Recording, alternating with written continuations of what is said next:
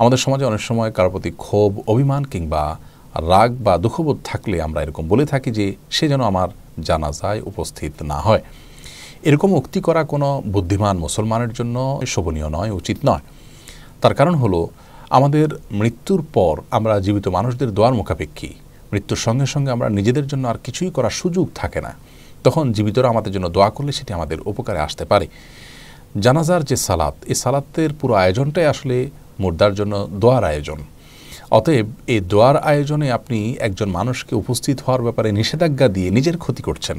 কারণ হতে পারে ওই ব্যক্তির দোয়া আল্লাহর পাক কবুল করবেন, কার দোয়া কবুল হবে, কোন সময় দোয়া কবুল হবে আমরা কেউ জানি না। অতএব এইভাবে আমাদের ক্ষোভ প্রকাশ করা বা আমাদের দুঃখবোধের বিষয়টিকে প্রকাশ করা এটি বুদ্ধিমান ইমানদারের জন্য সমীচীন নয়, উচিত নয়।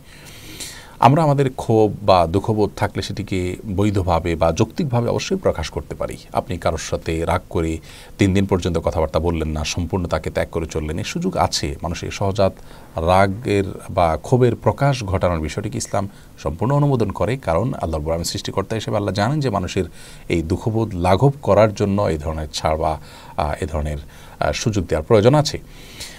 এর বাইরেও যদি আপনার মান, অভিমান এটি থাকে তাহলে সেটাকে প্রকাশ করবারও সঠিক পদ্ধতি আছে। সম্পূর্ণ বর্জন করে কথাবার্তা ছেড়ে দিয়ে তার থেকে সম্পূর্ণ তাকে ত্যাগ করে থাকা জায়েজ নাই, কিন্তু আপনি তাকে এড়িয়ে থাকলেন এবং আপনার দুঃখের বিষয়টা, কষ্টের বিষয়টা তাকে জানান দিলেন বিভিন্নভাবে, এটি আপনি করতে পারেন। কিন্তু মৃত্যুর পর আমার জানাজায়ও সে শরীক হতে পারবে না বা জানাজা যেন সে না আসে, একথা বলা মানে আপনি নিজের পায়ে নিজে কুড়াল দেয়া, যেটা আমাদের জন্য উচিত নয়।